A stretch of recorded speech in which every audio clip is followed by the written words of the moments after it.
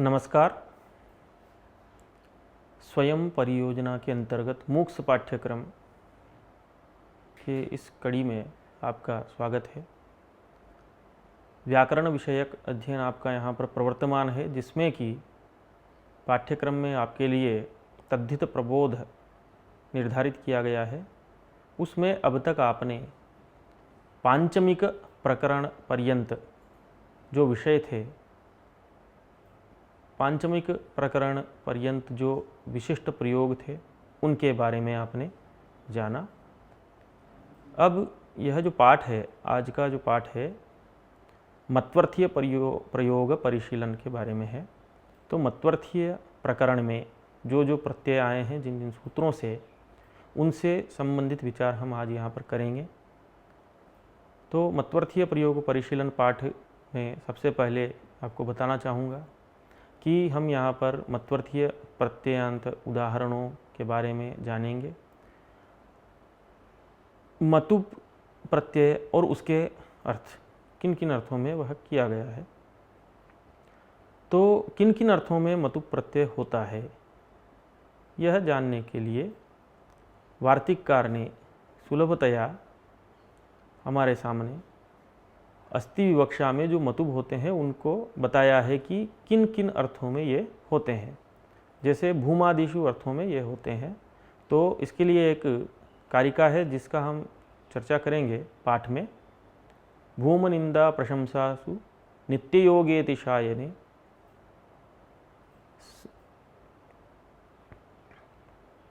संसर्गे अस्ति विवक्षायाम भवन्ति मतुबादयः। कि ये जो मतुबादि प्रत्यय होते हैं अस्ति विवक्षा में, तदस्य अस्ति इति, अस्मिन् अस्ति इति, मतुप इत्यादि, जो इस अर्थ में ये जो मतुब होता है, ये भूमा नाम बहुत्वे, निंदायाम, प्रशंसायाम, नित्ययोगे, अतिशायने, संसर्गे, इन अर्थों में होता है। तो मतुप समानार्थक जो अन्य प्रत्यय हैं, जो इन्हीं अर्थों में होते हैं, वो भी प्रत्यय जैसे कि लच, इलच, श, न, ण, वीनी इत्यादि, ये जो प्रयोग, ये जो प्रत्यय हैं, इनसे संबंधित प्रयोगों के बारे में भी हम जानेंगे। तो इस प्रकार से हम पाठ का आरंभ कर चुके हैं। अब मतुप प्रत्यय के बारे में आपको बताते हैं। सूत्रकार ने तदस्य अस्ति अस्मिन् इति मतुप, इस सूत्र के द्वारा मतुप प्रत्यय का विधान किया है।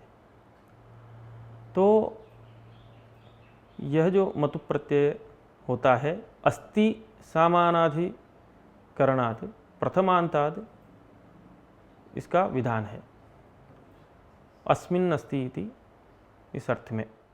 तो तदस्य अस्ति इति, तदस्मिन् अस्ति इति विग्रह में अस्ति समानाधिकरणात् प्रथमांतात् अस्य अस्मिन् इति, इस अर्थ में मतुप प्रत्यय हमने किया। अब श्लोक वार्तिक के माध्यम से, जैसा कि हमने पाठ के आरंभ वेला में आपको बताया था कि वार्तिककार ने एक श्लोक वार्तिक के माध्यम से यह बताया था कि यह जो मतुप प्रत्यय होता है अस्ति विवक्षा में, ये किन किन अर्थों में होता है। तो उसके लिए उन्होंने कारिका पढ़ी। भूमनिंदा प्रशंसासु नित्ययोगेति शायने संबंधे अस्ति विवक्षायाम भवन्ति मतुबादयः। अस्ति विवक्षायाम ये मतुबादयः भवन्ति थे, भूमादिषु विषयेषु भवन्ति, ऐसा इसका अर्थ है। भूमा नाम हमने बताया बहुत्वम, जैसे गोमान, यवमान। तो बहुत्व का मतलब यहाँ पर जिसके एक गाय है या जिसके पास थोड़े से यव हैं, ऐसा नहीं, बहुत्व होने पर ही मतुप प्रत्यय होगा। ऐसे ही निंदायाम, ककुदावर्तिनी कन्या, यहाँ पर निंदा है। प्रशंसा में रूपमान, रूपमस्य अस्ति इति, इस प्रकार से। नित्ययोग में क्षीरिणो वृक्षाः, और अतिशायने, अतिशय में उदरिणी कन्या, अतिशय बताने के लिए कहा गया है। संसर्ग में, संसर्ग के अर्थ में दंडी, छत्री इत्यादि। तो मतुप प्रत्यय के उदाहरण जैसे और देखेंगे तो हम बुद्धिमान, विद्यावान, ये सब प्रशंसा के अर्थ में है, ज्ञानवान इत्यादि। गुणवचनेभ्यः परस्य मतुबः लुगिष्टः, ऐसा वार्तिककार कहते हैं। तो गुणवचन शब्दों से पर में जो मतु प्रत्यय किया जाता है उसका गुणवचनेभ्यः मतुबः लुगिष्टः इस वार्तिक से लोप हो जाता है। जैसे शुक्लः शब्द जो है, तो शुक्ल शब्द गुणे शुक्लादयः पुंसी, इस प्रकार से जो नियम है, हमने कहा है कि शुक्लः अस्य अस्ति इति शुक्लः पटः, शुक्लवान वस्तुतः यहाँ पर रूप होता है, लेकिन उस प्रत्यय का मतु प्रत्यय का लोप हो जाता है। गुणिलिंगास्तु तद्वति, ऐसा। तो शुक्लः पटः नाम शुक्लवान, शुक्ल है तो यहाँ पर शुक्ल जो वर्णवाची है, गुणवाची, वही पट को भी कह रहा है। इस कारण से यह शब्द गुणवचन शब्द है। इससे मतु प्रत्यय करने पर उसका अश्रवण ही होता है। इसके अलावा कुछ विशेष प्रयोग हैं। उदनवान, उदकाः सन्त्यस्मिन्, इस अर्थ में उदक शब्द से उदन भाव और उदन भाव करते हैं मतु प्रत्यय से पर में। उदनवान उदधो च, ये सूत्र है, तो उदनवान ऐसा रूप बनता है। उदक शब्द के स्थान पर उदन भाव करते हैं, उदन आदेश करते हैं, ऐसा अर्थ है। राजनवान, राजा अस्य अस्ति इत्यर्थ में राजन शब्दात मतु प्रत्यय है। यहाँ पर नस्तद्दिते सूत्र से टिलोप प्राप्त था। सौराज्य के अर्थ में ही टिलोप का अभाव का निपातन करने से यहाँ पर राजनवान यह रूप है कि राजा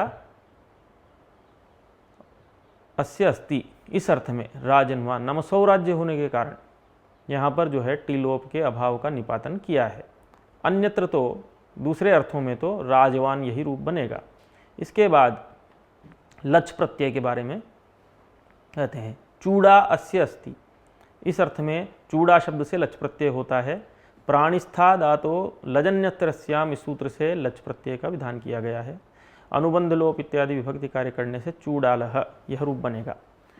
उसके अभाव के पक्ष में जब लच प्रत्यय विकल्प से होता है तो उसके अभाव में जब मतुप होगा तब मतुबंत रूप बनेगा चूड़ावान। लच प्रत्ययांतो शब्दों अर्थ विशेष, तो लच प्रत्ययांत शब्द जो है अर्थ विशेष में भी इनका प्रणयन किया है। जैसे वत्सलः, वात्साम साभ्याम कामबले, इस सूत्र से जो विहित लच प्रत्यय है वो कामवती, कामवती अर्थ में होता है, कामवत अर्थ में। अम्सलः, वात्साम साभ्याम कामबले, इस सूत्र से विहित ये लच प्रत्यय यहाँ बलवत, बलवती अर्थ में है, बलवान के अर्थ में। इलच प्रत्यय, फेनाद इलच, इस यह सूत्र जो है इलच प्रत्यय का विधान करता है। फेनिलह यह उदाहरण है। ऐसे ही पिच्छादिभ्य, पिच्छादि शब्दों से इलच प्रत्यय लोमादि पामादि पिच्छादिभ्य शनेलचः, श न इलच, इन तीन प्रत्ययों का विधान है। जैसे पिच्छिलः, पिच्छ शब्द से इलच प्रत्यय किया, और श प्रत्यय लोमादि पामादि पिच्छादिभ्य शने, तो इनका क्रम से जब हम यथासंख्य करते हैं तो लोमशः ऐसा रूप बनेगा। लोमादिभ्य शप प्रत्यय, जैसे लोमाः अस्मिन् संति, इस अर्थ में लोम शब्द से शप प्रत्यय करने पर लोमशः यह रूप बनेगा। और न प्रत्यय शनेलचः, श न इलच, तो लोमादि पामादि, पामादि से, पामादि जो गण है उससे न प्रत्यय करते हैं, लोमादि पामादि इत्यादि सूत्र से, तो पामाः अस्य संति, इस अर्थ में पामानः ऐसा रूप बनता है। इसके बाद न प्रत्यय के बारे में आपको बताएंगे। प्रज्ञा श्रद्धा अर्चाभ्यो नः, ये एक सूत्र है, इससे न प्रत्यय का विधान किया जाता है। प्रज्ञा, प्रज्ञा श्रद्धा अर्चा एभ्यः मत्वर्थे न स्यात्, ऐसा सूत्रार्थ होता है। प्राज्ञः व्याकरणम, ये इसका उदाहरण है। प्रज्ञानम प्रज्ञा, स्त्रियाम तिन, इस अधिकार में प्रपूर्वक ज्ञा धातु से आतश्चोपसर्गे, इस सूत्र से भावे अंग प्रत्यय होता है।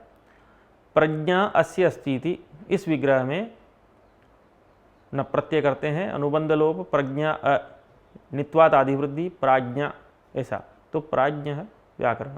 इसी प्रकार से श्रद्धा शब्द से श्राद्ध शब्द की निष्पत्ति होती है।